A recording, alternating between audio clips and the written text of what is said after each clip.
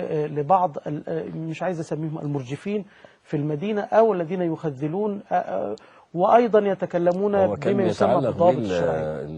المقال اللي جاي في مجلة الشروق يعني كاتبين ان احنا بنقول الديمقراطية حرام. كان جالي بعض الشباب من مجلة الشروق بالمناسبة أنا كنت طبعا يعني أتطرق لهذا هذا الأمر، وأنا ممكن الدعوة السلفية دائما تهتم بالطلب يعني طلب العلم، وتدندن حول الكتاب والسنة، وتربي يعني الشباب على الالتزام بالكتاب والسنة. لكن يعني كان لكم كلام في الأحداث. جريدة الشروق عدد اليوم السبت تنقل عنك كلاما حوارا قيادي سلفي يقول الديمقراطية حرام. الشيخ أحمد فريد رفضنا المشاركة في الثورة، كلام منسوب لك وأنت معنا وسنحاكمك في هذا الكلام. رفضنا المشاركة في الثورة منعا لاختلاط الرجال بالنساء ولأن فيها من يرفع الصليب. في منشط آخر الإخوان لهم أهداف سياسية نقلا عن فضيلتك، ويتعاملون وفق منطق ما أتاكم حسن البنا فخذوه وما نهاكم عنه فانتهوا. هذا هو طبعا الحوار منشور بهذا الشكل. هل أنت قلت هذا الكلام وأنت معنا وفي قناة فضائية تقول لهم؟ يعني هو لما يجي واحد يقول ربنا عز وجل قال فويل للمصلين وسكت، عادي يقول له دي في القرآن فويل للمصلين، بس ما كملش الكلام. يعني ما كيف يكون الويل للمصلين؟ يعني لابد يعني أن تكتمل عشان يبقى الكلام صحيح لازم نكمل العبارة. فأنا لما سئلت عن الديمقراطية فقلت الديمقراطية إيه معناها؟ يعني عشان برضه الشباب يفهم. يعني الديمقراطية هي حكم الشعب نفسه بنفسه.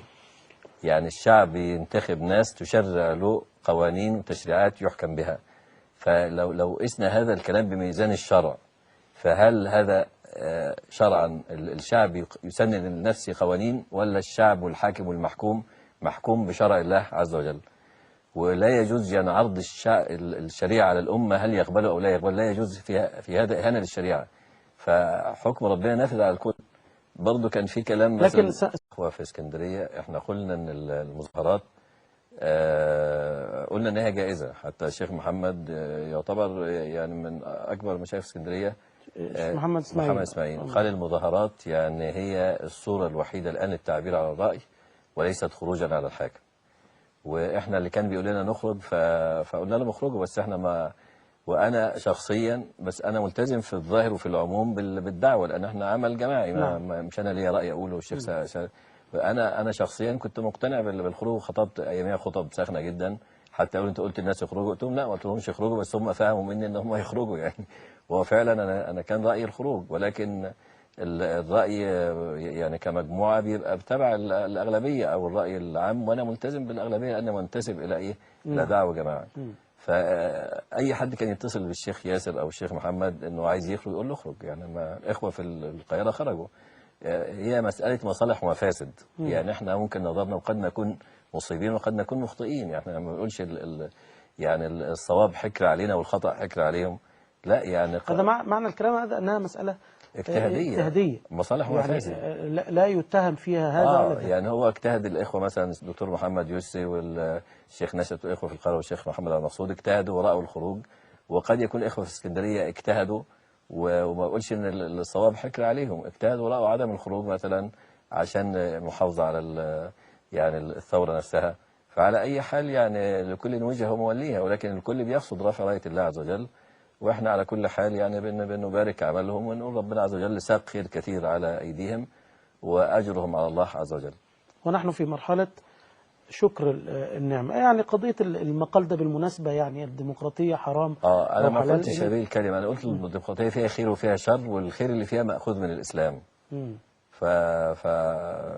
فده معرض الكلام يعني. لكن طبعا المنشطات الصحفية ربما تصدر بأشياء جاذبة يعني. وبعدين بيحاولوا يخبطوا الناس في بعض. يعني كاتبين كلمة الشيخ حسن البنا رحمه الله ان انا قلت انا كان اقصد بالكلام ان ايه الدعوة السلفية ملهاش امام بياخدوا كل كلامه الا النبي صلى الله عليه وسلم. وفي نفس المقال في الكلام الصغير بقى اللي مش معمول بمنشط كبير، سألني المراسل بتاعهم فبيقول لي ايه رأيك في الإخوان؟ قلت لهم دول إخواننا ودول أقرب إلينا من غيرهم، وإحنا مستعدين للتعاون معاهم بما فيه عز الإسلام.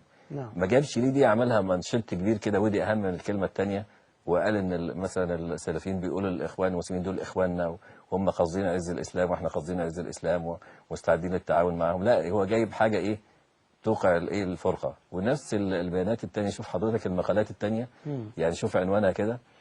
نعم. قد تشارك في تأسيس حزب سياسي وقد تتقدم بمرشح في لا، الانتخابات. حضرتك اقرا العناوين بتاعت المقالات الثانيه. في مقالات تانية مكتوبة نعم. عن تحس فيها كلها طعن في السلفية. احنا عندنا الإخوان لهم أهداف سياسية، هذا مما قيل على لسان، ويتعاملون وفق منطق ما أتاكم. لا، أنا أقصد المقالات اللي جايبينها في نفس الصفحة غير نعم. المقال بتاعي، اللي هو أزهريون وصوفية السلفيون يسرقون الثورة. ده كلام.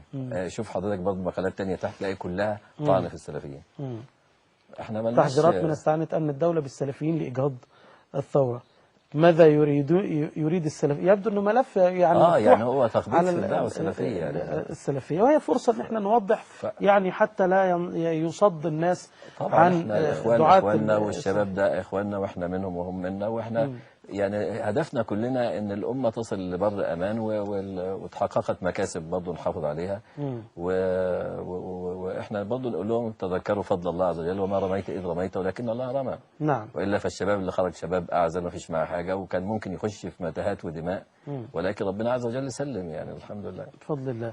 معنا اخونا احمد من السويس.